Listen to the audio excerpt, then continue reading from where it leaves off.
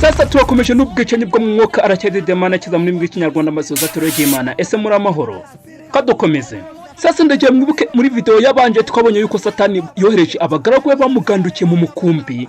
Uyu ngo tujye kuri akaba ari umwe muri ariyo mpamvu nifuza yuko mwabasha kumusanisha nabo muzi bugufaho. Buzuye buri hamwe. Satani yarabohereje kujya mu mukumbi aho uva hose ukagera ntaho usize. Rero abantu bibwira bagatekereza ngo abagabo nje navumbuye formule y'uburyo umuntu yabahunga. Ngo navumbuye uburyo umuntu yabahunga no kuva mu idini.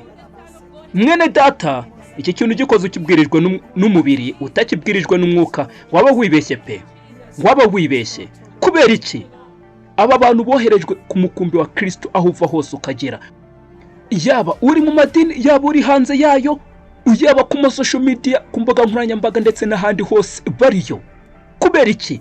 Mishoni cyase gahunda ya Satani ni mu mukumbi, ni mu bana b'Imana, ni mu bantu bose bagena mu nzira ifunganye agerageza kubakora muri iyo nzira ifunganye no nabashira mu nzira ifunganye yikinyoma. Inzira ifunganye yikinyoma ni inzira iteye ite? Ni handi babafata bakabashira mu bubata bw'ibitambo amaturo y'urudacya utamenya kanyamara bari mu nzira idafite ahihurira na Kristo n'ubundi zarangira bagejeje hehe mu kurimbuka n'ubugome bubi. Ariyo mpamvu basaba gutunga umwuka wera wabashisha kureba mu mitima yabo mukamenya ukuri kwishe mu mitima yabo mutarebeye ku magambo bavuga. Umwuka wera wabashisha kwambura ikirura kibahagaze imbere maske yagahuka inama mukabasha kukibona mu burura bwacyo mu gisura cyacyo kikirura. Turaje turebe uburyo nguyu avuga amagambo asa nk'ari amagambo meza kandi umugambe ari mubi. Nuko dusoze na video igaragaza ubwicanyi akorera aba bantu. Yihanga ari kubasengera kandi ari kubashyiramo imyuka mibi. Turaje tubirebe n'uburyo yagiye na Recho. Umwe asenga akuramo abantu imyuka mibi, undi asenga abashyiramo imyuka mibi. Muraje mubirebe. Amandala nabazukuta mandala baziyata la kuyamandala nabazita kula baz. Sasa ndagira ngo mwumve uburyo yigisha avuga amagambo asa nk'arayo kwera kandi gahunda murayizi ngo munyumve ndabinginze munyumve. Don't take anything worldliness for granted. Ngo nimugafata ibintu byo kwisanisha n'isi ngibyo bintu mubifate mu bikerense. Ngo kuko inzoka umunyeka y'inzoka ibasha gukora mu buzima bwawe kubera kwisanisha n'isi. Some of you know the truth. You were here for the conference in March but you still went and prayed. Ngo bamwe murahanga mu biterane muzukuri ariko mwagera mugatangira gukora mu bundi buryo. These things come, they come from the marine kingdom. Ibi bintu biza biturutse mu bwami bw'inyanja bwo mu mazi. Ngo none bamwe muri mufite nk'inzoka zirenze imwe zikora muri mwebwe imyuka y'inzoka. Yego we. God showed me the serpentine spirit. Imana yamweretse hariho umwuka w'inzoka, umwuka wa Satani ndetse n'umwuka w'uruziramire. Operating in one person. Ngo bikorera mu muntu umwe. And these are very strong. Kandi aba n'abadayimoni bakomeye. Ese muri kunyumva? So as we are getting this message, don't take it for granted. Rero ngo twakira ubutumwa mwe kubukerensa. You are bringing a lot of oppression over your own. Ngo kuko gucya uburi kwizanira ikandamizwa rikomeye mu buzima bwawe. Take it very seriously. Mubigire seriye.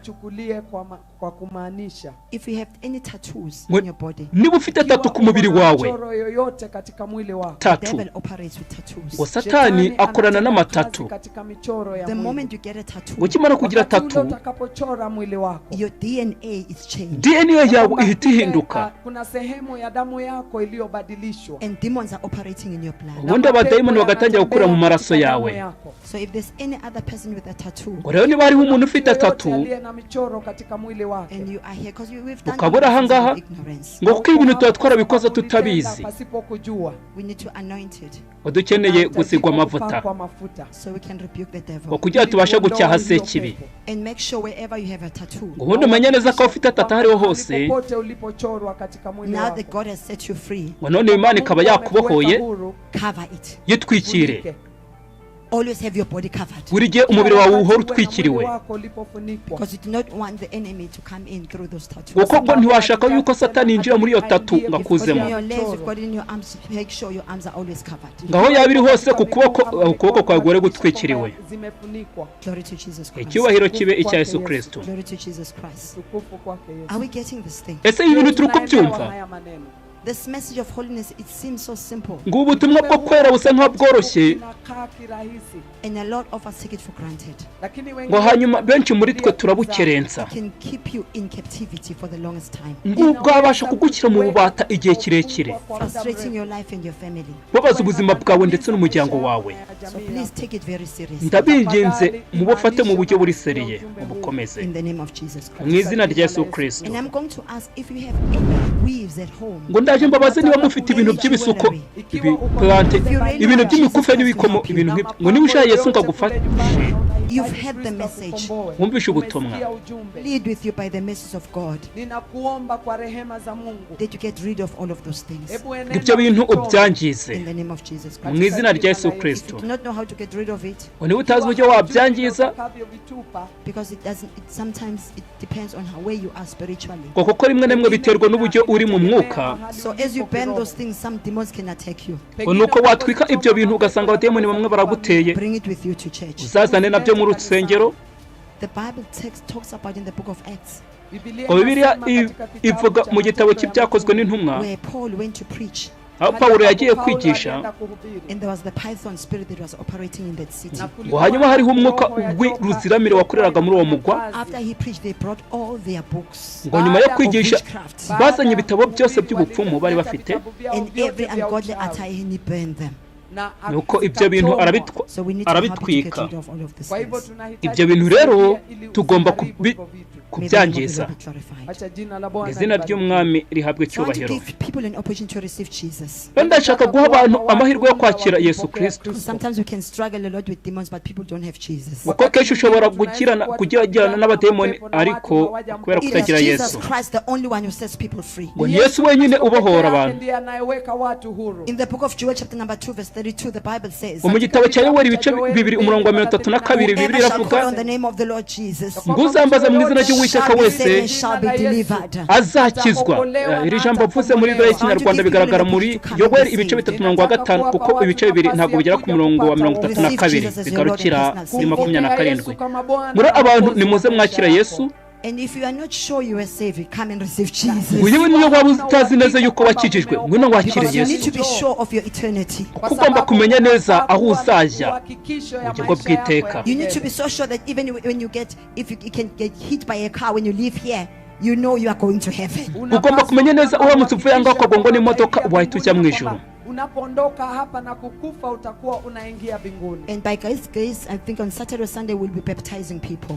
hanyuma ngo kuwa gatandatu ho tuzabatiza abantu, We'll go through water baptism. tuzanyura mu mubatizo wo mu mazi, Because once you are saved, you must go through water baptism. kuko ukimara gukizwa ugomba kujya mu mubatizo w'amazi. The Bible says whoever is saved, believes and is baptized shall be saved.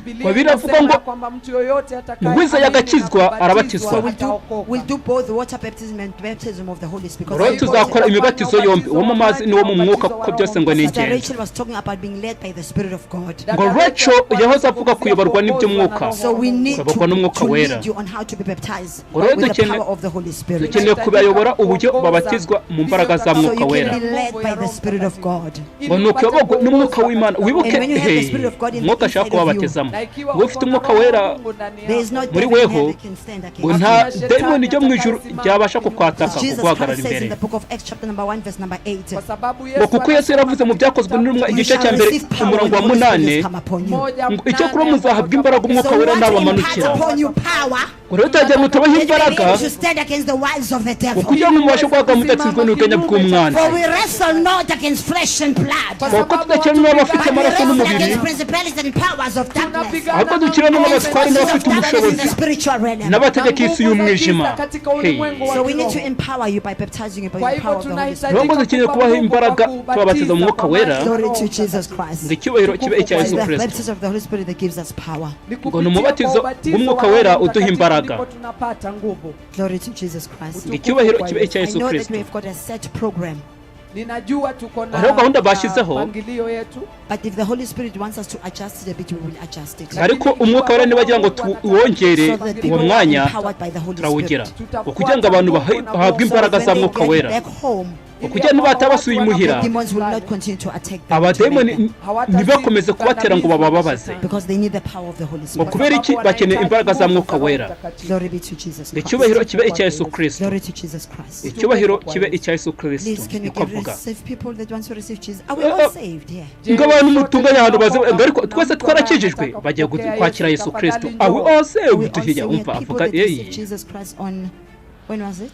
Wewe abantu ngo bakiye Yesu hajya ngo hari ryari kuwa gatandatu. Definitely do water baptism before. Kuwa gatandatu rwose tuzakora umubatizo w'amazi mbere yuko tuva aha. Please come. Mwibuke wa Mwuka ashaka kubashyiramo ngo namushaka kwakira Yesu Kristo muze mu mwakire ngo mwifashe yagirire neza. You need Jesus. Mukeneye Yesu. You cannot make it without Jesus. ngo nimwabishobora mudafite Yesu Kristo. You cannot make it without Jesus. amashyi barayamuha. You cannot conquer the enemy without Jesus. ngo niwanesha umwanzi udafite Yesu. The enemy has frustrated your life for so long. umwanzi yahoje ubuzima bwawe igihe kirekire. We want to give an opportunity to receive Jesus. ngo turagira tuguhe amahirwe yo kwakira Yesu Kristo. Glory to Jesus Christ. icyubahiro kibe icya Yesu Kristo. Is it possible to just move the table slightly backwards? ngo niba bishoboka iyo meza muyekere hirya muyegeze hirya iyo And I meza. want the ushers, you must just get ready to write their names down because each one of them must be water baptized. abadiyakoni ngo mwakire amazina yabo ngo kuko buri umwe wese agomba kumenya yuko abatijwe. Kila mmoja wao apate kubatizwa katika maji mengi baada ya kumpokea Kristo. You must understand ngo mugomba kumva afite that the imvugo true gospel of Jesus nziza. Christ. Ya kwamba Yego injili gwe ya kweli ya ko ubutumwa We bwiza bwa preach, Yesu we heal, Kristo and deliver God's ngo people. turigisha tugakiza tukabohora abantu b'Imana. If we are only preaching, not bringing deliverance, that's not the true gospel of Jesus ngo Christ. twakwigisha ntitubohora abantu ubwo si ubutumwa bwiza bwa Yesu Kristo. uwo mugabo ari gusunika muri kumubona egera imbere bari kumusunika egera imbere muraje murebe muraje murebe. Glory to Jesus Christ. ngo mugabo bari gusunika bamuzaho baramureba nibiki yego gwe baramuzamura mukoraho. ibi bintu ni shyashya. Let's lift up our hands to Jesus. katuzamura amaboko Yesu Kristo. And please say this prayer after me. ubundi dusubiranemo iri sengesho. Lord Jesus. uwiteka Yesu. Lord Jesus.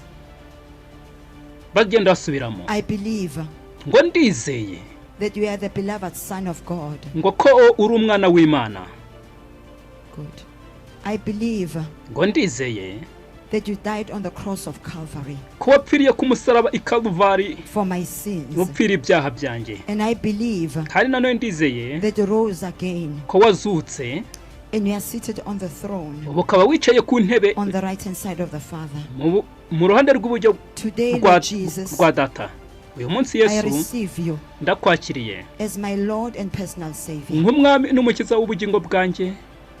I believe in my heart wambyijeje mu mutima and I wanjye confess with my mouth nkabyatuza akanwa kanjye that you are Lord and King. ko uri umwami n'umukiza. Rule and reign over my life yobora ima mu buzima bwanjye. ndakwakiriye as my Lord nk'umwami and wanjye my personal Savior. ndetse n'umukiza I give w'ubugingo my bwanjye. spirit to you. nguhaye umwuka wanjye, I give my soul to you. nguhaye ubugingo bwanjye, I give my body to you. nguhaye n'umubiri wanjye. Be Lord over every area of my life. Ba umwami wa buri gihe In the cy'ubuzima name of bwanjye Jesus mu Christ. izina rya Yesu Kristo. Father, forgive me Data mbabarira of all of my sins. ibyaha byanjye byose. Cleanse me Hey. by the blood of Nsukuza Jesus Christ. amaraso ya Yesu Kristo. Blot out my name uhanagura izina ryanjye from the evil register of the devil mu gitabo cy'umwanzi and Satani, write my name ndetse wandika izina in your ryanjye book. mu gitabo In the cyawe name of Jesus Christ. mu izina rya Yesu The Kristo, book of life. mu gitabo In cy'ubugingo the name of Jesus mu izina Christ. rya Yesu Kristo. Father, Data cleanse me by nsukura your blood unsukuje amaraso yawe head uhereye ku mutwe to the wanjye soles of my feet. kugera ku birenge In the byanjye name of Jesus mu izina Christ. rya Yesu Kristo. Father, Data help me mfasha to bring my body to subjection. kuzana umubiri wawe nkawukwegurira. I will no longer be controlled by the flesh. uriya winjiye ni murumuna I wa will be ntuza controlled by the Spirit of God. warrecho ngo sinzasubira kugenzura umwuka In the w'isi name of kamere, Jesus umwuka wa Christ. kamere, ahubwo nyobagwe n'umwuka I thank you w'Imana for saving mu izina me. rya Yesu Kristo. Ndagushimira kuko I thank you wankijije, for dying on the cross for my sins. ndagushimira kuko wapfiriye ku musaraba In upfira the ibyaha name of byanjye Jesus Christ. mu izina rya Yesu And Kristo. now, Lord, none ubu ngubu I Uwiteka thank you ndagushimiye that you have received me ko wanyakiriye as your son or your daughter. nk'umuhungu wawe cyangwa umukobwa wawe I thank you uramutse that you umuhungu cyangwa received me as umukobwa. your son. ndagushimira ko wanyakiriye nk'umuhungu wawe And today I now receive myself as your son or your daughter. hanyuma uyu munsi nkaba nakiriwe nk'umuhungu wawe n'umukobwa wawe mu izina rya Yesu Kristo. Hallelujah. With your hands lifted up, let's pray. Father, in the name of Jesus Christ, muzamure amaboko dusenge. that have come to you, my God, in Jesus Christ. wagira ngo ni Father, your ubutumwa word bwo says, kwera. King of glory, ntiwamutahura mugire Mwuka wera. comes before you, King of glory, in the name heaven rejoices. We thank you that heaven is Arakomeza rejoicing, my God, asenga. in the name of Jesus avuga ngo Christ, the Son of umunyabyaha the living umwe iyo God. yakiraga akiza Every mu ijuru impundu tormenting spirit, my ziravuga. God, has tormented them, King of glory, because of their, my God, because of their sin, King of glory, I rebuke it right now in the name of Jesus Christ. Father, in the name of, register them, King of glory. I blot out their names from the evil register of the devil, or in the name of Jesus. I write their book, write their names, God, in the book of life, in the name of Jesus Christ. My Father, wipe away, blot out every sin. Throw every one of their sins in the sea of forgetfulness, in the name of Jesus Christ, the Son of the living God. Father, we thank you, King of glory, with the power of your anointing, in the name of Jesus Christ, abajeho sasa atangiye kubazaho abantu baje kwakira Yesu Kristo, atangiye na zandimi wa mugabo begezaga imbere bamugezeho batangiye gucyaha umwuka w'inzoka. I rebuke every demon of alcohol over your life in the name of Jesus. You shall no longer operate in this body in the name of Jesus. I set his mind free from every thirst of alcohol in the name of Jesus. I release the coal of fire over your lips in the name of Jesus. You shall only be thirsty for the word of God. You shall be thirsty for the spirit of God. You shall not be thirsty for alcohol in the name of Jesus. Every alcohol in your belly right now in the name of, I cleanse your system by the blood of Jesus God. Father, cleanse his lips by the blood of Jesus. Cleanse his lungs by the blood of Jesus. Cleanse his intestines by the blood of the Lamb. Cleanse his eyes by the blood of the Lamb, in the name of Jesus Christ, the Son of the living God. You devil of old, you devil of alcohol, I break your powers over his life in the name of Jesus Christ, the Son of the living God. Father, we thank you that, O King of glory, he shall not have any appetite for any alcohol from the turagushimiye uyu muntu ntazasubire kugira peti y'inzoga iyo ari yo yose uhereye none gukomeza mu izina rya Yesu. Buriya undi bamugezeho uyu mugabo nawe mu kanya turaza kumona muri video iraje uza gukurikira, muraza kubibona muri video iraza gukurikira, muraza kubona ibiraba byamubayeho nuriya begeranye uzingo nibiki. Thank you for setting him free, King of glory, from the snare of the enemy in the name of Jesus Christ. Uriya bagezeho nawe murabibona. Uyu mwana wawe mubohore muri buri bubata bwabo bwose mu izina rya Yesu Kristo. Let the little children come to you, Father. We thank you. This little girl that is coming to you, my God, in the name of Jesus. My Father, you are able, King of glory, open your eyes to even see angels, my God. Uyu muntu umufungura maso anabone n'abamarayika. Jesus Christ upon her life at a young age, in the name of Jesus. Father, n'ubwana the blood of the Lamb, the spare things, the blood of n'ubwana mwibuke bwagiye imbere. One that has received you, my God, cover her and protect her, my God, in the name of Jesus Christ. Father, receive them, King of glory, in the name of Jesus Christ. We thank you, Father, for what you have doing, what you have done, for what you should continue to do. Receive him as your son in the name of Jesus Christ. We thank you, Father. We honor you in the name of Jesus Christ, the Son of the living God. We thank you, Jesus. We honor you, God, in the name of Jesus. Please take down their names in the name of Jesus Christ, the Son of the living God. Thank you, Jesus. Thank you, Lord. Receive, my God, even in old age as your Lord. My God, was your daughter in the name of Jesus. Nutagiye imbere nawe wamugiyeho ni umuntu wicariye. Amazina yabo ngo bagiye kuyandika. I lose your fire over her life in the name of Jesus Christ, and I lose the blood of Jesus Christ in the name that's above every other name, the name of the Lord Jesus Christ. Father, we thank you. We honor you, God, in Jesus Christ's precious holy name. Hallelujah. Hallelujah. Shall we give God a round of applause? Udushimire Uwiteka. Amazina yabo ari kuyandika, amazina yabo yose ndetse na nimero za telefone. Margaret mwamubonye nawe ni wawundi wari kuri gahunda imwe. Margaret nuriya wambaye intuza uraba bari kongorera hara mu muryango. Reba Rachel na Zipoa ira mu nguni muri kubabona. Barani wabavandimwe. In the name of Jesus Christ, we thank you. We give you the praise. We give you the honor. We adore you. You alone are God. You alone are righteous, oh God. You alone are extraordinary. You rule and reign supreme in the mighty nyuma y'iyi video mwibuke turaza kureba aho bari kubasengera n'urugamba rukaze nirwo rwacu yavuga ngo bari mu rugamba rugize rute your presence and your anointing over our lives, my God, in the name of Jesus. Aho ngo yarabasenga baturagura hasi bashyamo ibintu Rachel agasenga Asking of God forever shall call on the name of the Lord shall be saved and shall be delivered. We thank you, God, that you are completely delivered. For whoever the Son of Man shall set free is free indeed. We thank you, God, for liberating us from the snare of the enemy in the name of Jesus Christ, the Son of the Lord. Father, we thank you. We bless your holy name. We thank you for your faithfulness, my God. Oh, hallelujah. Uyu nguyu uri kuzanganiwe Margaret Pastor ni nyiri rusengero in the name of Jesus Christ. You are worthy of all the praise, worthy of all the honor and adoration, my God, in Jesus Christ. Yawe bari muri gahunda imwe yo kugira iki ushyingura abantu. We thank you that they are free indeed, oh God, in Jesus Christ. Abantu ntabwo babasha kubatahura udafite Mwuka wera nicyo my God, and the healing over their lives. Birabanga bayobwa n'umwuka nibo bana b'Imana. Abo ngabo ntabwo bayoba inzira. Nta n'uwabayobya. Kuko ntabwo bumvira abantu ahubwo bumvira iki? Umwuka wera. Yesu Kristo. We shall testify, King of Glory, about your goodness, oh God, and for your mercies are new every morning, now and forevermore. We thank you, Father. We love you, we love you, we love you. In the name of Jesus Christ, Father, we thank you.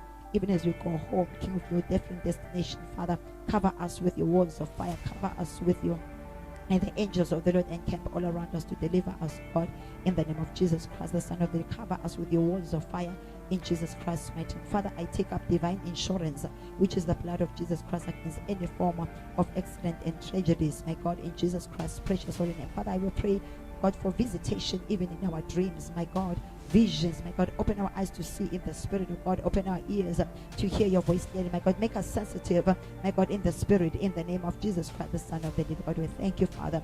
We honor you, King of Glory, now and forevermore. May your name be glorified. We thank you, Father, in Jesus Christ's precious holy name. May your name be glorified. We love you, Lord. We love you. In Jesus' mighty name, we have prayed. In Jesus' mighty name, we have prayed. Shall we give our God a round of applause? May the name of the Lord be glorified.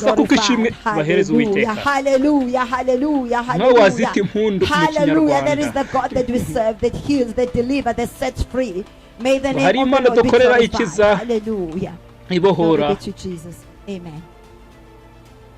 Offering, shall we take offering before we take sasa igihe cy'amaturo tutakuwa tunatoa sadaka igihe cy'amaturo hariho nabonye bigisha ngo niwo mwanya w'agaciro uruta iyindi niwo mwanya bagezemo mwanya wo gutura. The Bible says do not come into the house of the Lord. Biblia iravuga ngo nimukaze mu nzu y'Uwiteka imbokoboko. Don't leave. We are going to receive grace together. Let's take offering. Tafadhali usiondoke, ungoje tuseme neema pamoja. Batangira gutura, bari guturira mu ki? Tunatoa sadaka zetu. Yes, our mugasakame. Kikapu chetu cha sadaka kiko. Hallelujah. Here is our offering basket.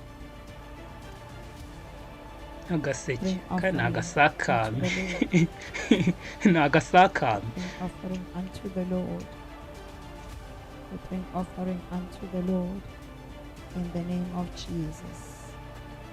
We receive this offering with thanksgiving, Lord, in the name of Jesus. We receive this offering with thanksgiving in the name of Jesus. Ngaya maturo ngo betuye Uwiteka. Kibaza nubyo twamaze kumenya ibyaha, uyu muntu gutanga riraturo azaba ari haye.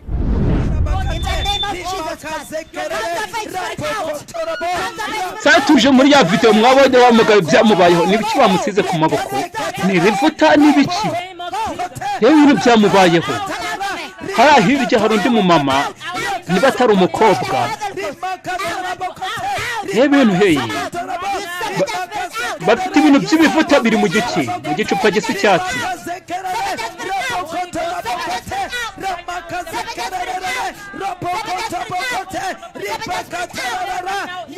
Rachel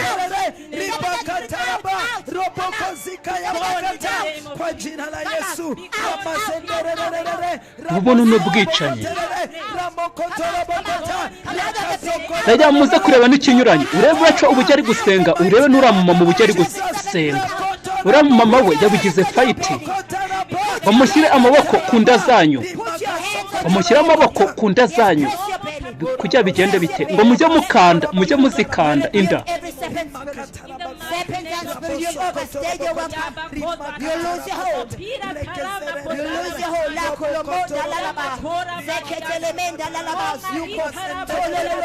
bacaye kuvuga indimi n'uyu akavuga mu ndimi n'urugamba rero yabitubwiye ngo rwari urugamba njyana muntu buriya ari kumujyaho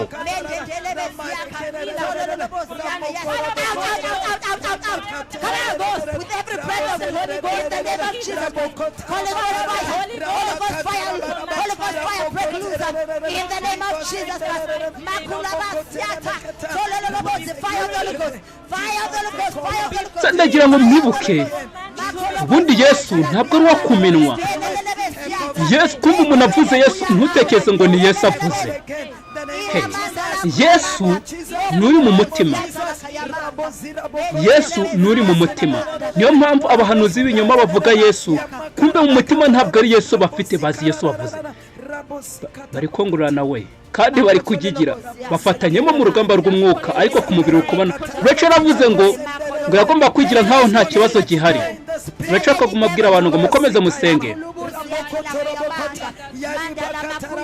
ibyo nari mvuga niyo mpamvu abahanuzi b'ibinyoma bavuga izina rya Yesu kugira ngo umuntu uri mu mubiri agira ngo bavuze Yesu kuma mu mutima we bazi uwo bavuze n'umuntu usanzwe uyu nguyu birarangira uko biri kose yituye hasi birarangira yituye hasi uko biri kose kandi ubundi se ntibinagaragara yewe ujye bamufashe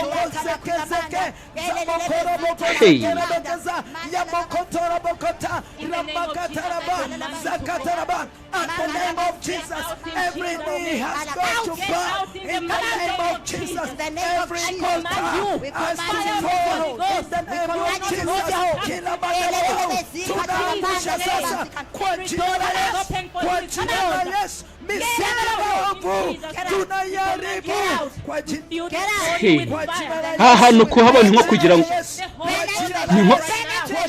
reba uriya muntu uri hariya inyuma ahantu kuhaba ngo ni nko kuba mwirimbi niko ntuzagize niko Zipora yahishuriwe ngo ni nko kuba mwirimbi uyu nguyu uriho wabasengera n'imbaraga nyinshi cyane uwo ngo ahagaze mwirimbi n'igiti yiteguye kubashyingura upfa mu buryo bw'umwuka bahita bashyingura barenzaho itaka n'ubugome bubi na za ndimi nyinshi rero yavuze ngo uwiteka amwishuriye ari kuvuga indimi z'abademoni sasa mwibuke ni wa wundi wa mama yahoze asengera amushyiramo bya bintu rero akamujyaho ngo akabimukuraho se mwabyumvishe se muri ya video y'ubushize hey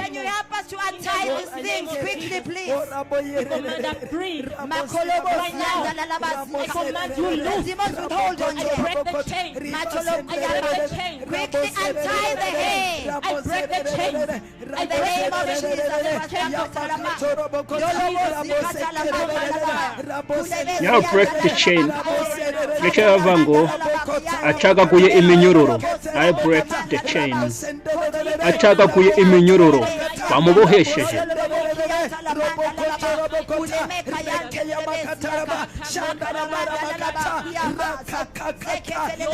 Reba wa mugabo sasa yarahagaze ari muzima ariko amugiyeho nawe bamutuye hasi dore kumukwesha bana ibintu ni fight ibintu yabigize intambara imeze nk'intambara azi byari gukora ubu ni ubwicanyi bubi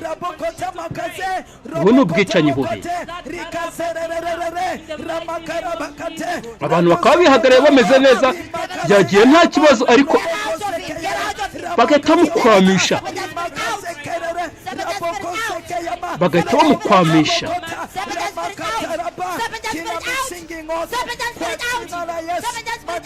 Reba wa mama Rachel amaze gusengera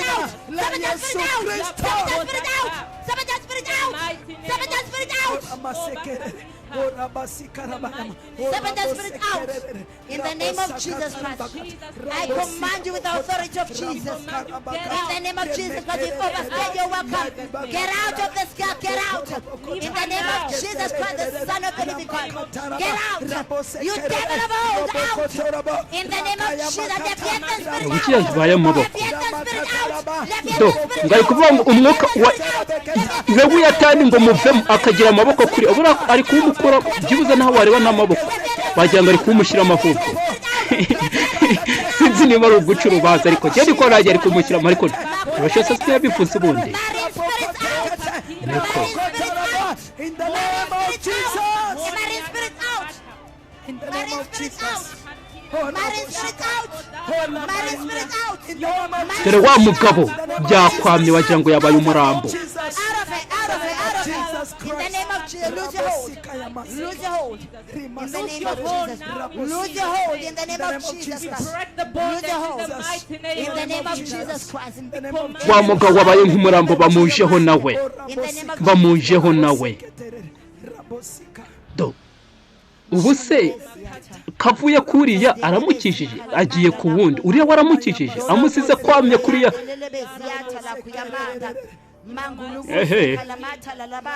kanza turebe Zelelelebezia kalamakuya manda elelelebezi katalamanda lalabakuya manda zolobozi katalamanda lalaba zokolomonda.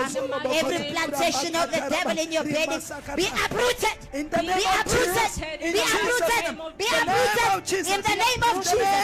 Be uprooted now in the name of Jesus. Be uprooted, be uprooted. Yavuga buri kintu cyose cyashyizwe mu nda ye ngo barakiranduye niko ari kuvuga.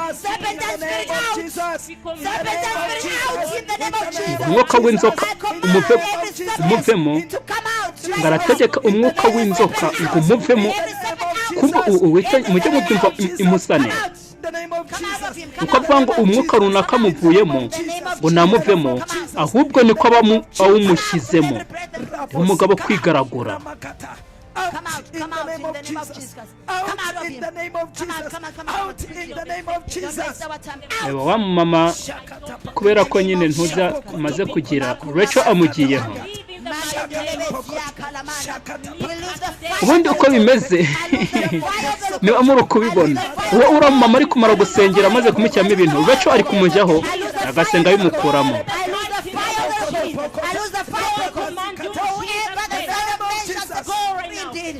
Father, we pray right now in the name of Jesus Christ. Out right now. Whoever shall call on the name of the Lord shall be saved. Shall be delivered in the name of Jesus. Yanzoka bari kwitegeka ngo imuvemo.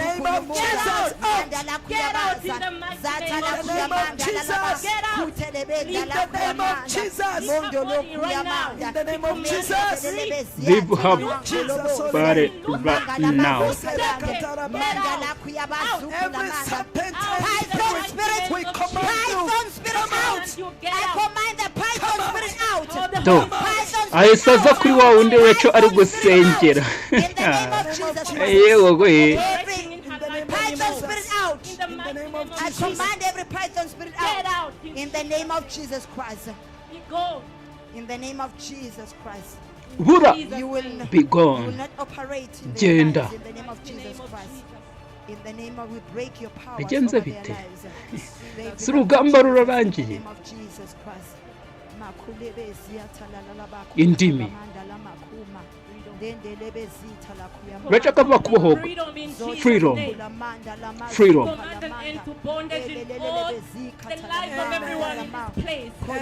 Rachel aravuga ngo arategeka kubohoka kuri buri buzima bwa buri mwese uri hariya ko buri muryango Satani gukoresha ngo barawufunze mu izina rya Yesu buri operation Satani yakoze ngo mu buzima bwa buri mwese ahantu mu izina rya Yesu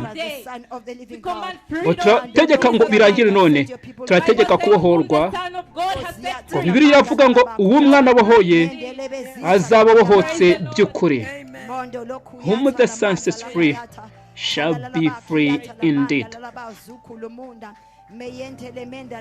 Continue to pray. Ngo mukomeze musenge. In the name of Jesus, Holy Spirit, come and work in this place. Umwuka wera ngwino ukora aha hantu. Come and move among your people. Witeka ngwino ugende mu bantu bawe. Niwe cyo avuga cyo. Ngo bohora imbohe. Bohora imbohe. Set the captive free. Ababoshywe.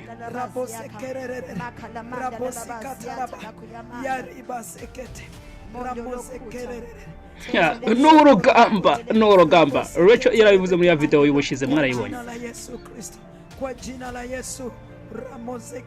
Uri imbere ku gatuti ni Margaret.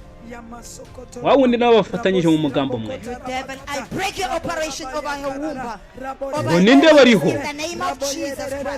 Ngo ninde bariho? Murebe byanga bikunde uriya nawe byanga bikunde agomba kurangira yituye hasi. Yarahagaze.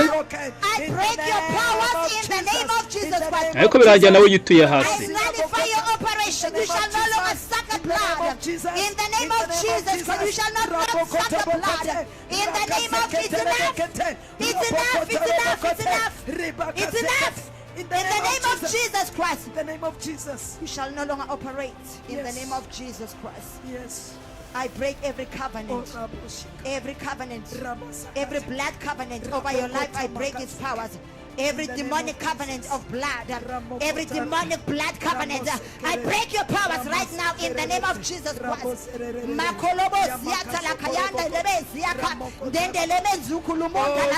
Father, I pray for new womb and new ovaries, my God, in the name of Jesus Christ. And new womb and new ovaries.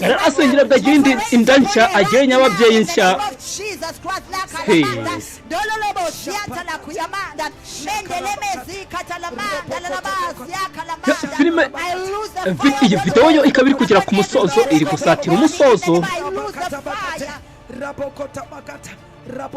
yituye hasi nkuko nababwiye uyu mama bari kujyaho bose bikurangira batuye hasi biri kurangira abatuye hasi abagaraguye ahubwo arabamara hehehe ahubwo arabamara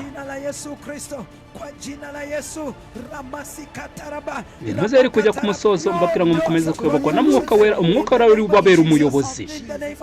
Naho abagaragu ba Satani bo baroherejwe boherezwa mu Mukumbi. Ahana hariho hose aho bava bakagera Mukumbi babiroshyemo. Muyobogwe n'Umwuka. Kuko abayobogwa n'Umwuka nibo bana b'Imana. Uyu nawe uko biri kose birarangira ntundagiyeho. Nabonaga wajya n'umudiyakoni imbere. Nawe amugiyeho ko biri kose birangiye. Every generational curse of witchcraft in the name of Jesus Christ. Bura wasanga ibyo kumushyira ngo iby'ubupfumu. In the name of Jesus. Iby'ubupfumu. Sasa hari igihe nazagaruka mbazana video ya Linda nawe ababwira ibyo yahishuriweho iyo izaba video ya nyuma naho ubu ngubu ndabasezereye. The name of Jesus. The name of Jesus.